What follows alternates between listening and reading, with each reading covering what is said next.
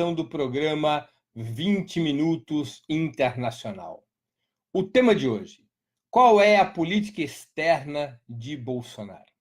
Vocês acompanham todos os dias, porque essa gente é pródiga em oferecer piadas ao mundo. O governo Bolsonaro, em especial seu chanceler Ernesto Araújo, são hoje motivos de risos no mundo inteiro pelas suas atuações patéticas, por sua postura desavergonhada, por seu comportamento inaceitável para os países do mundo. Ernesto Araújo e Bolsonaro, pouco a pouco, vão se transformando efetivamente numa comédia internacional. Não foi à toa que, recentemente, uma importante publicação dos Estados Unidos, com menos de 2 meses de mandato, já escolheu Ernesto Araújo como o pior chanceler do mundo. Mas por trás dessa comédia há uma política. E é importante termos isso em conta. Não devemos nos deixar levar pelo caráter patético de Bolsonaro e Ernesto Araújo, porque, embora sejam figuras medíocres, eles buscam implantar um giro importante na política externa brasileira, e é relevante que compreendamos esse giro, porque este giro faz parte de um projeto das classes dominantes, faz parte de um projeto da burguesia brasileira, um projeto impulsionado pela burguesia brasileira ao escolher Bolsonaro como o seu cavalo para retornar ao comando do Estado brasileiro e impor a agenda de reformas ultraliberais que o grande capital financeiro defende. Qual é esse giro? Parte de um fundamento.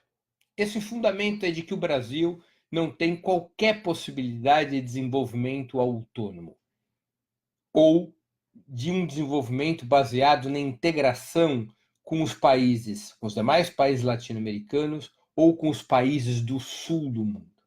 Que o desenvolvimento do capitalismo brasileiro está estruturalmente atrelado ao desenvolvimento do capitalismo norte-americano e, secundariamente, do capitalismo europeu. Esse é o fundamento analítico do qual parte a nova política externa adotada por Bolsonaro, que representa, na prática, uma capitulação de qualquer política externa independente. Nos mais diferentes períodos da sua história, em alguns mais, em outros menos, o Brasil sempre buscou, por conta das suas dimensões geográficas e populacionais, por conta do peso da sua economia, o Brasil sempre buscou, de alguma maneira, encontrar um caminho autônomo de desenvolvimento, o que implicava numa política externa relativamente soberana. Repito, em uns períodos menos, como durante os primeiros anos da ditadura militar, o governo Castelo Branco, ou o governo Dutra, nos anos 40, em outros períodos, uma política mais soberana, claro, especialmente durante os governos Lula e Dilma, quando o Brasil foi protagonista da construção de uma estratégia contra-hegemônica e multipolar no mundo, ao lado dos seus vizinhos e parceiros latino-americanos e ao lado de países que desempenham um importante papel mundial, como o caso da Rússia, da China, da África do Sul e da Índia, constituindo o chamado BRICS. Bolsonaro é uma negação não apenas da política soberana, da política externa ativa e altiva, como foi denominada, praticada por Lula e Dilma. Bolsonaro é uma negação de toda a tradição diplomática brasileira, porque parte, retomo, deste princípio de que o Brasil, ao não ter possibilidade de qualquer desenvolvimento autônomo, nem mesmo unido aos demais países latino-americanos, ou em acordos como aquele do BRICS, que o Brasil só tem como caminho se transformar num Estado subordinado aos Estados Unidos, em primeiro lugar, e aos Estados capitalistas europeus, em segundo lugar.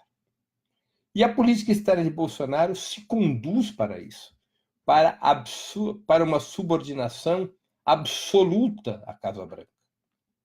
O Brasil se transforma como disse, pasmem, Delfim Neto, em uma coluna recente na Folha de São Paulo. O Brasil faz uma escolha com Bolsonaro de ser a colônia de um império decadente, uma neocolônia de um império decadente, como é o caso dos Estados Unidos.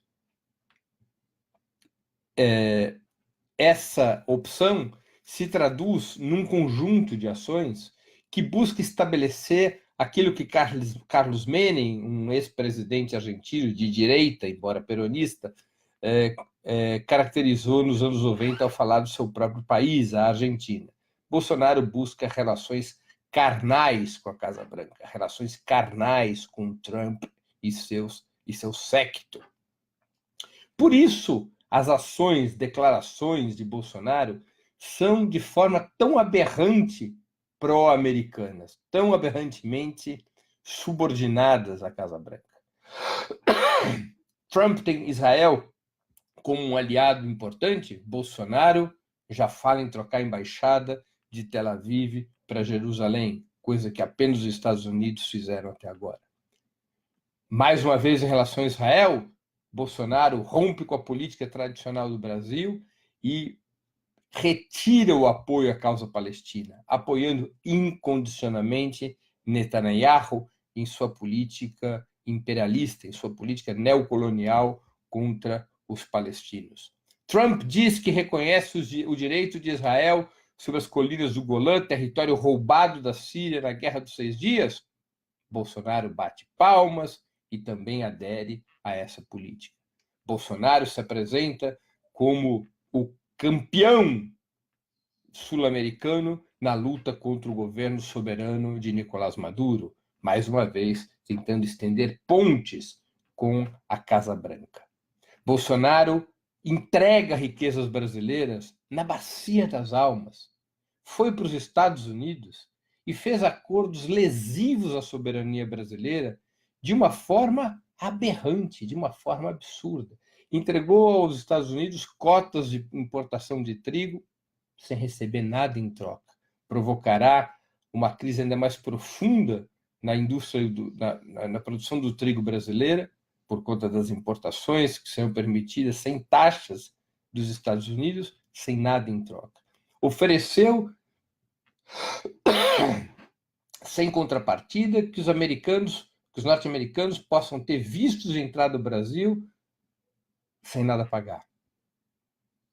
Entregou uma concessão de uso da base de Alcântara sem qualquer tipo de garantias e retribuições ao Brasil. Ao contrário, permitindo que os americanos, na prática, coloquem um pé militar no nosso território. Foram várias dessas concessões feitas por Bolsonaro a troca de nada.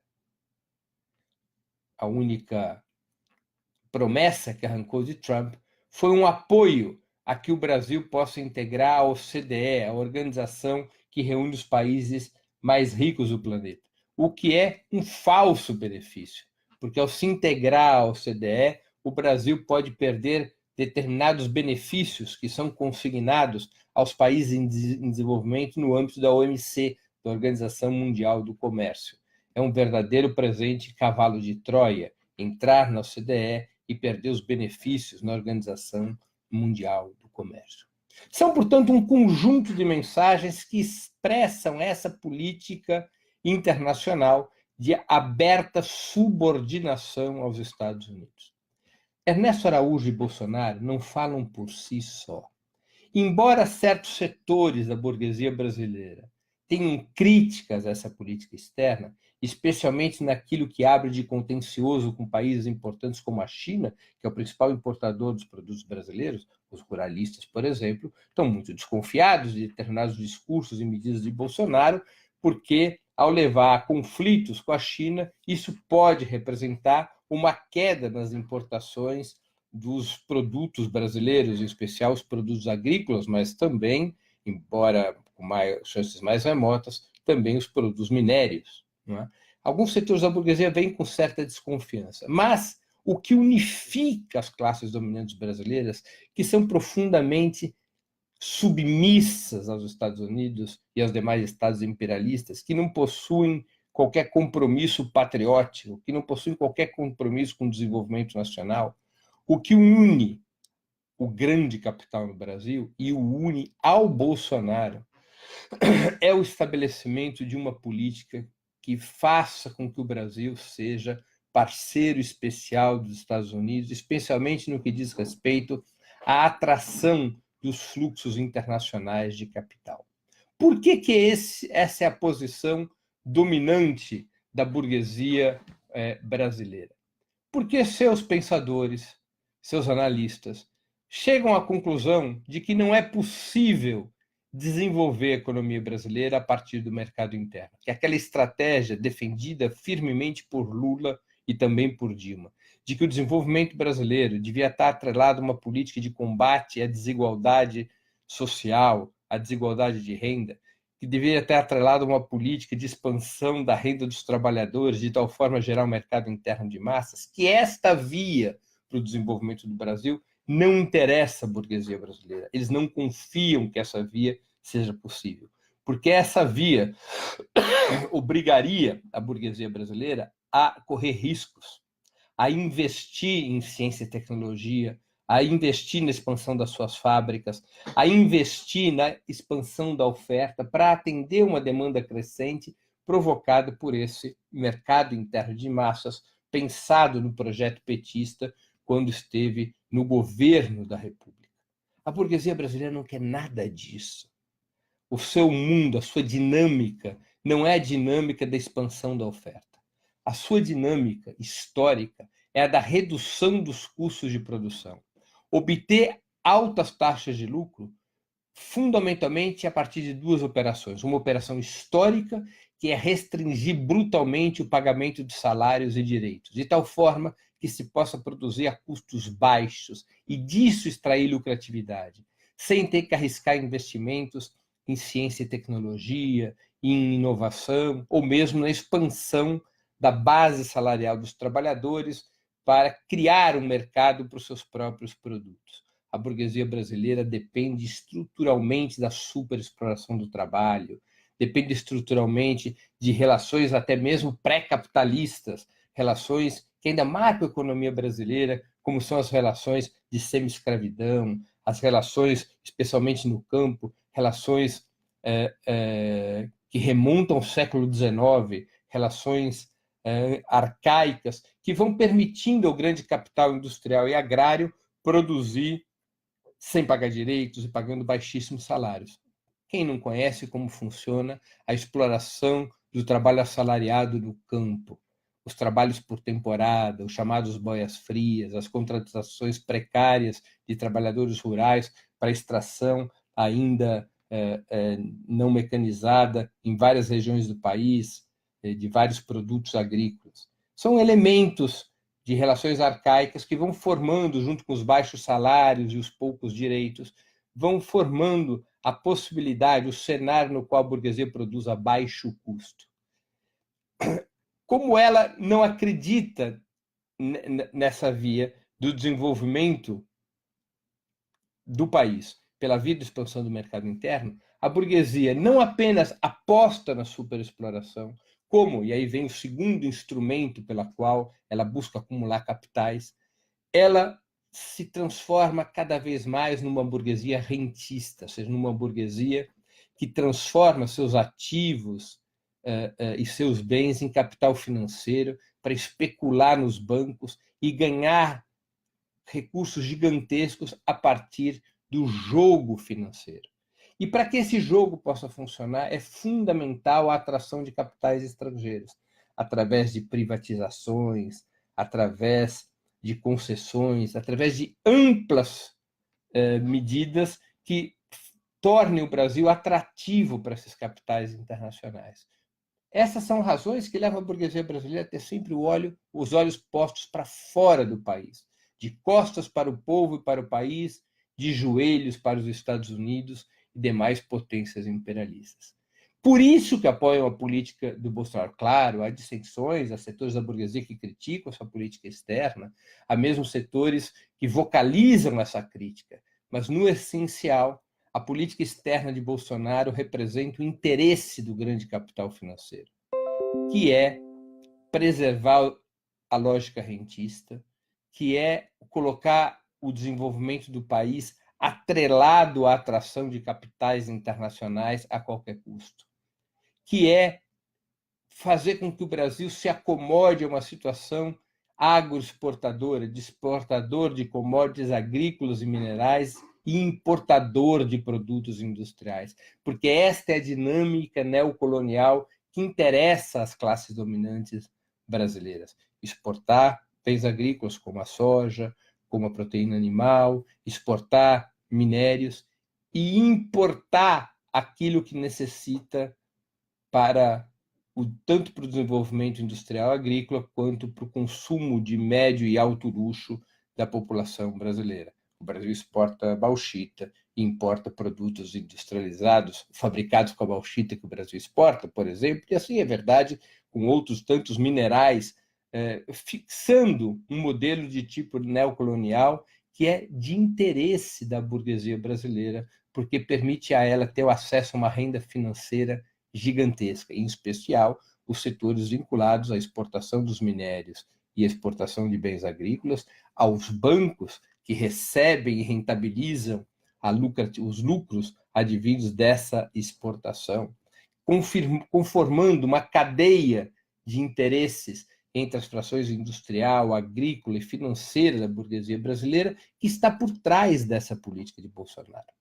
É verdade que os setores mais ilustrados da burguesia brasileira preferiam que essa política internacional fosse executada por pessoas com alguma ilustração, com algum verniz, que não passassem tanta vergonha nos fóruns internacionais, que não aparecessem ao mundo como mascates vendendo o país a qualquer preço.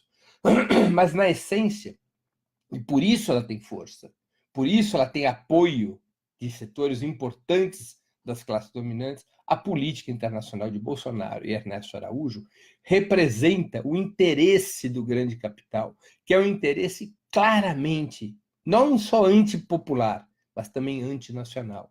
As classes dominantes brasileiras não acreditam no país. O desenvolvimento nacional não é defendido pelas classes dominantes do país. Quem defende o desenvolvimento nacional é o povo, porque o povo não pode externalizar sua sobrevivência. O povo, em massa, não pode sair do país. O povo não pode receber salários no exterior. O povo depende do aumento da sua renda, do aumento do papel do Estado na economia, do investimento em infraestrutura e na industrialização nacional para poder melhorar suas condições de vida, suas condições de consumo e impulsionar o desenvolvimento da economia a partir da soberania, a partir dos fatores internos, a partir da defesa da riqueza nacional e não da sua venda.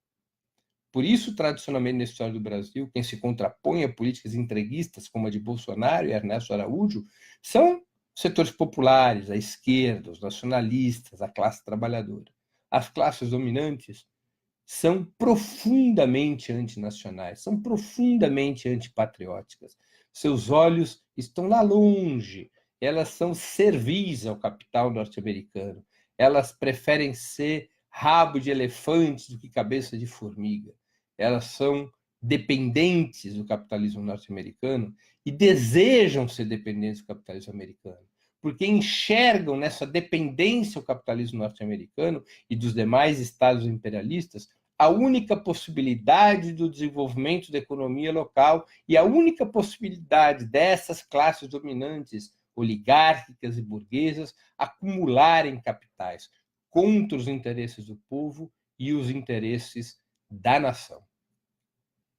É essa lógica que deve ser percebida na política externa de Bolsonaro. Claro, há outras razões que impulsionam essa política externa. Bolsonaro se imagina como um cavaleiro andante da ultradireita e, portanto, como uma coluna avançada das tropas lideradas por Trump contra as forças progressistas da América Latina e do mundo inteiro.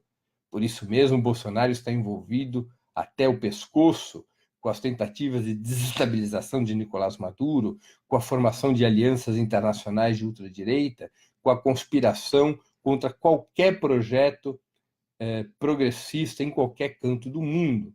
Bolsonaro e seus operadores, incluindo seus filhos, são parte da ultradireita mundial, são parte desta operação que inclui correntes neofascistas, cujo único objetivo é impedir que as forças progressistas avancem e estabelecer agendas cada vez mais antipopulares, cada vez mais de expropriação do povo nos distintos países que compõem o mundo capitalista.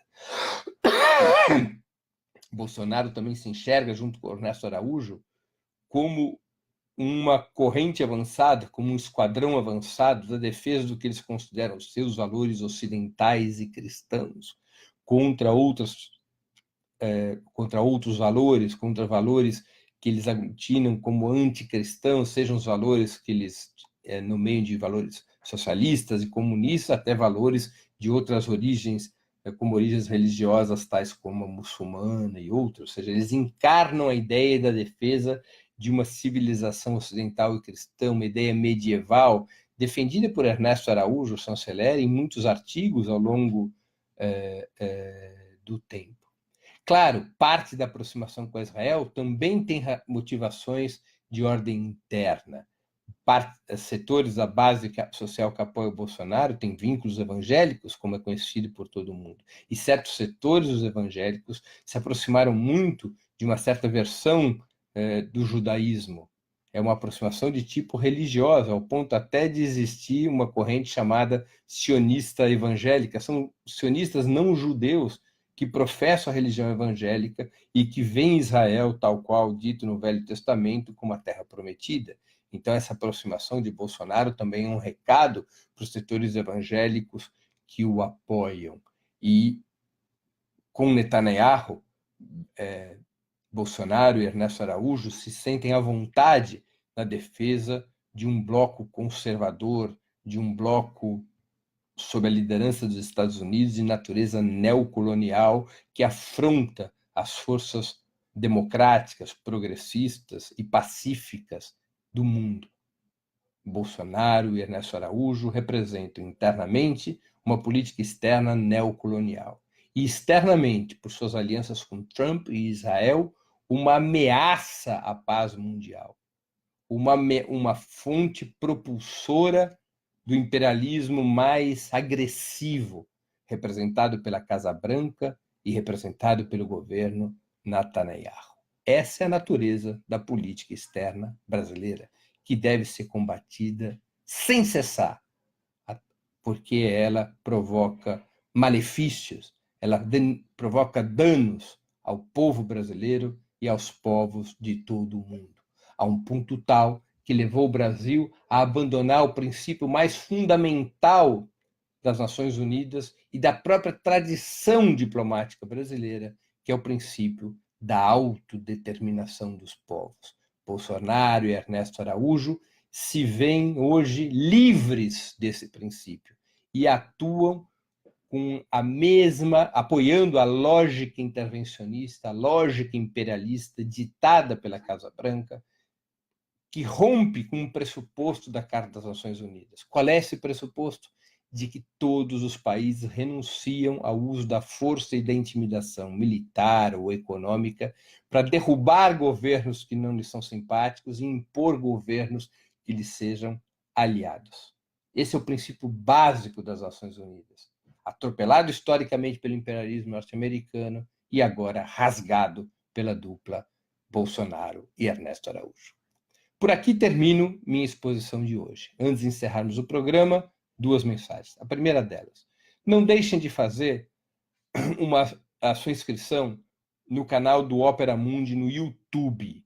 Nessa plataforma, vocês poderão assistir a transmissão ao vivo de nossos programas, bem como pesquisar e, claro, também assistir edições anteriores do 20 Minutos e demais programas da TV Opera Mundi. O YouTube é uma plataforma muito mais amigável para assistir vídeo, para fazer comentários e também para contribuir financeiramente com o Opera Mundi através do Super Chat. Segunda mensagem: peço a vocês encarecidamente que façam uma assinatura solidária de Opera Mundi. A assinatura solidária é um pequeno valor mensal que nossos espectadores e leitores pagam para que nós possamos ter os recursos necessários à sustentação e ao desenvolvimento de um jornalismo de qualidade, investigativo, um jornalismo independente, para que nós tenhamos os recursos necessários à batalha cotidiana de ideias e informações contra a imprensa de direita.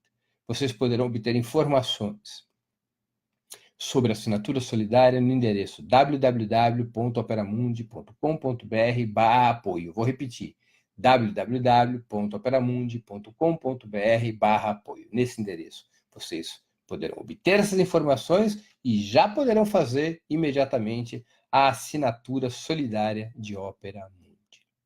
Queria agradecer a audiência de hoje, aqueles que gostaram do programa, peço que compartilhem, que o difundam, para que nós possamos ir ampliando o debate sobre questões tão importantes para o nosso país, que nós tentamos, através dos 20 minutos, auxiliar nesse debate. Nós voltaremos a nos ver na próxima sexta-feira com o 20 Minutos História. Será um 20 Minutos de História dedicado ao tema golpe militar de 64, o que foi o golpe militar de 1964. Até lá e um grande abraço.